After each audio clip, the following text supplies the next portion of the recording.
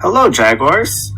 All right, today is when we're gonna start to continue our lessons in our Blue Math Journal. And so today we're gonna be looking at Module 5, Lesson 15, Comparing Fractions. And our target today will be that I can compare fractions by using multiplication. Okay, I want you to say that target to yourself or to somebody that's right next to you so you understand what we're gonna be working on today. All right, and now we're going to figure out how we know we are successful at comparing fractions using multiplication. Number one, I will be able to find a common denominator by finding a common multiple between the two fractions or the two denominators within the fractions. Number two, I can correctly use multiplication to convert fractions into equivalent fractions with common denominators. And number three, I can successfully compare two fractions using less than, greater than, or equals. Okay? So, take a nice good look at our target and how we know we're gonna be successful, our success criteria, and then let's move on to the next slide.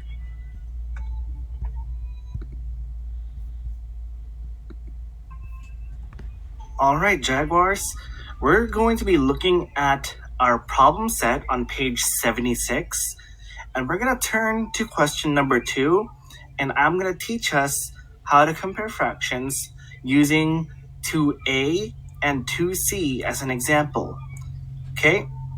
2b and d will be part of your task later on. So, for A, we have 3/5, and we're trying to figure out if it's less than, greater than, or equal to 5/6. Okay? So, our first step is we're going to find a common denominator by listing the multiples of each denominator. So we have 5 and 6.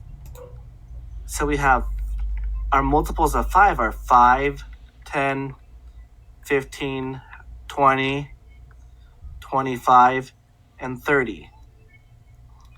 For 6, we have 6, 12, 18, 24, and 30. These are the first two numbers that they have in common, so we're going to use them as our denominator.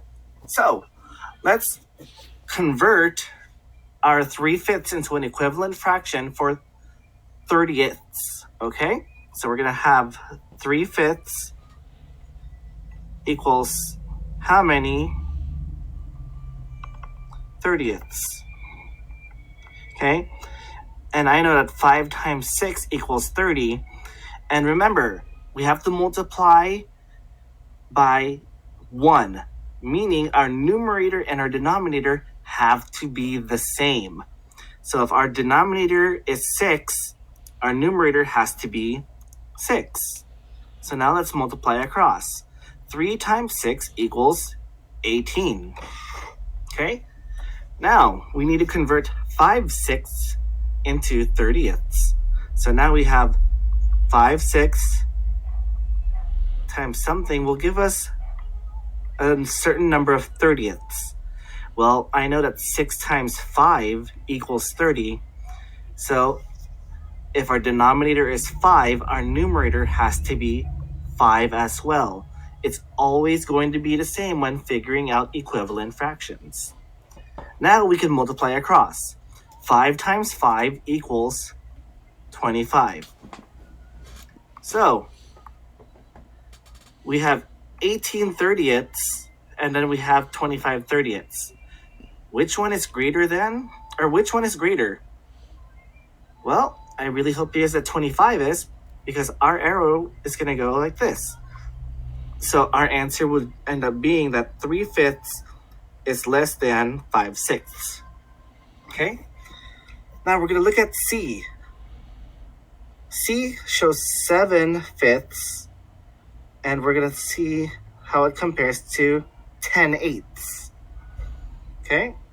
So we're going to take our denominators, 5 and 8. So 5, 10, 15, 20, 25. 30, 35, 40. 8, we got 8, 16, 24, 32, and 40. 40 is our first common multiple. So we're going to make our denominators equal 40ths. So we got 7/5 times blank equals 40ths, something 40ths. Well, 5 times 8 equals 40, so I know that I have to multiply by 8 for my numerator. So 7 times 8 equals 56. Now let's look at 10/8. So 10/8 times something will equal 40ths. Well, 8 times 5 equals 40, so 10 times 5 equals 50. So, do I need to put the greater than, less than, or equal sign here? Well, 56/40ths is more than 50/40ths, so it's going to be greater than. So 7/5 is greater than 8 or 10/8. All right? All right, now we're going to move on to the next part. We're going to look at 3a and 3c, okay?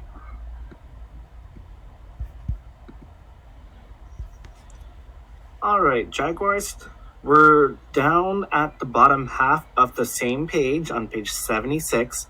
We're looking at 3a and c, and it says to use any method to compare the fractions. And a lot of us already know how to draw out the fractions and how many parts they have. And so I'm still going to continue using multiplication. This is the easiest way to make sure your answers are correct, because when we draw fractions, sometimes they're not always equal sized shapes, okay? The fractions are definitely different sizes, but the shapes have to be the same size, just different size of the parts. So we're going to look at 3a. We're going to look at our denominators. We have a 4, and then we have an 8. So let's list out our multiples of 4. So we have 4, then we have 8. Oh wait, we just got to 8. And I know 8 is the first multiple of 8, so I don't need to change 7/8. But I do need to change 3/4 to a equivalent fraction that has 8ths. So we have 3/4 times something will give us 8ths. Well, 4 times 2 equals 8. So I need to have 2 for my numerator as well. Remember, numerator and denominator need to be the same number. Okay? So now 3 times 2 equals 6. Okay?